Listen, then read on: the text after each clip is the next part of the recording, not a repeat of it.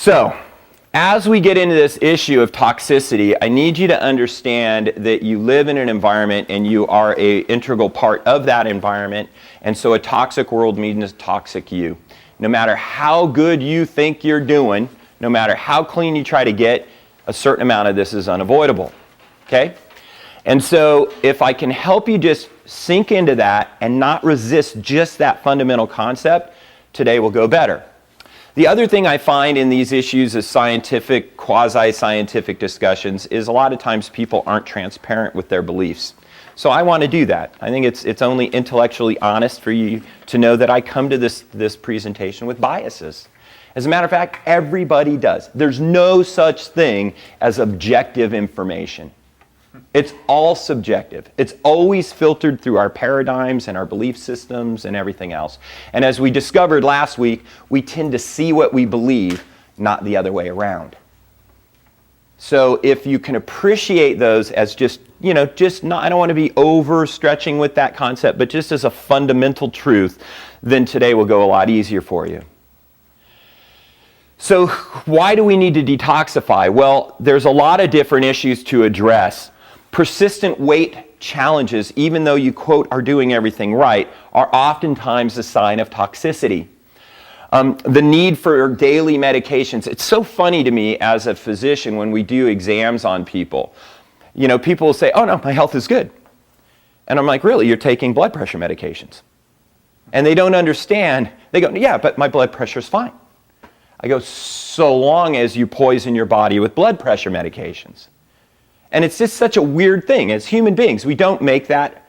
That to me seems like such a, obvious thing.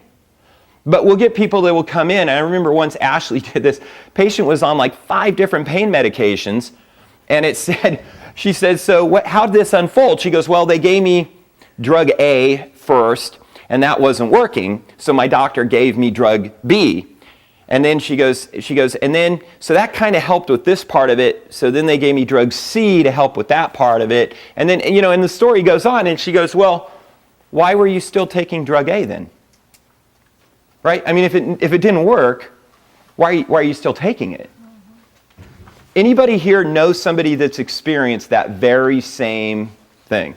Now, the fact is, if you didn't all raise your hands, it's just because you're being shy. Because everybody here knows people like that. I mean, whether you know they're doing that or not, everybody knows somebody, and they're probably in your, like, one person removed. It's somebody you eat lunch with on a regular basis, you sleep with on a regular basis, whatever, right?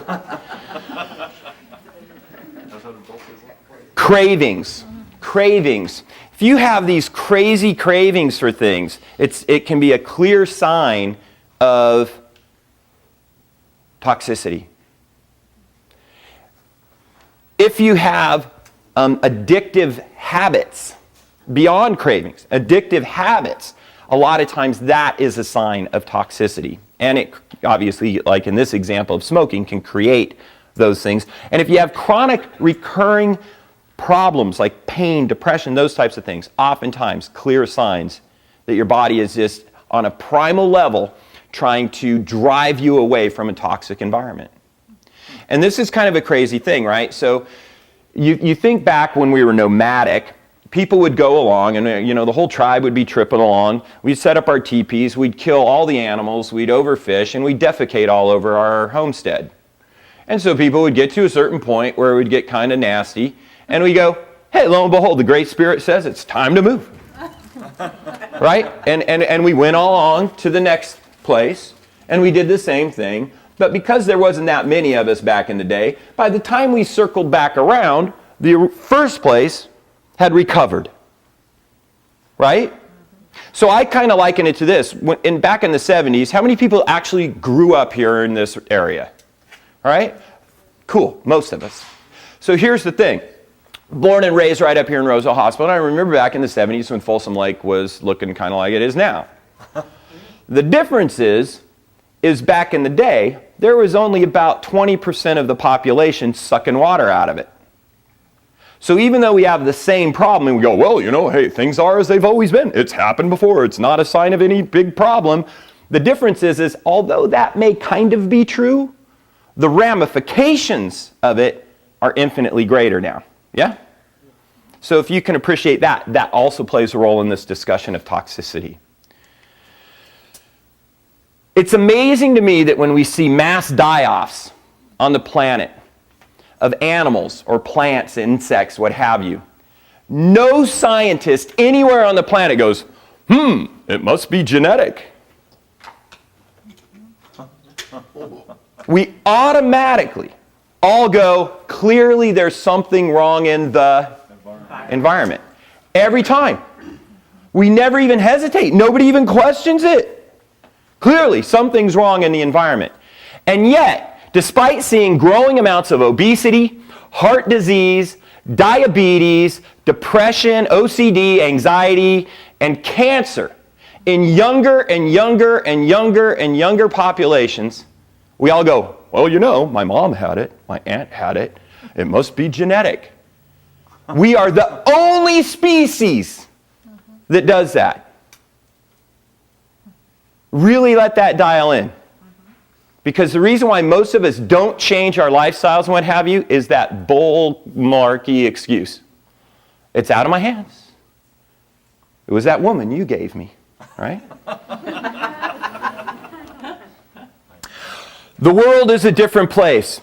Without a doubt, cleaning products, herbicides, pesticides, convenient foods, pre-packaged, pre-processed, pre-cooked things make our lives easier and more enjoyable. Without a doubt. But they come with baggage. They come with baggage. And to deny that fact is naive at best and totally irresponsible at worst. For ourselves, our children, and our communities. Nothing ticks me off more than when pastors from a pulpit make a joke about this. That totally pisses me off. Because I don't know how you can be much more conservative than conserving the original design that the creator of the cosmos said was very good. I just don't get it. It says in my Bible that all of God's creation speaks of His glory. It also says the unpardonable sin is blaspheming the Holy Spirit.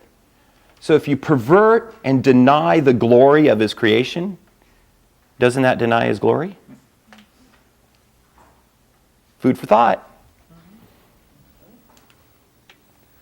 So what are we dealing with? Well, air pollution, according to the World Health Organization, directly is related to the deaths of over 4.6 million people every single year.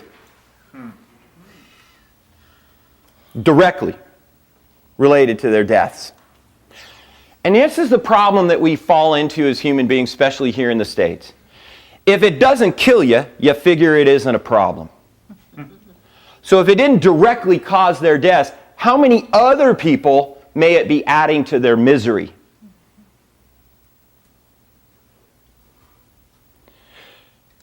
In 1989, these are old numbers, so you can only imagine what it is now. The EPA estimated that in 1 year, 5,705,000,000. No. Oh, trillion?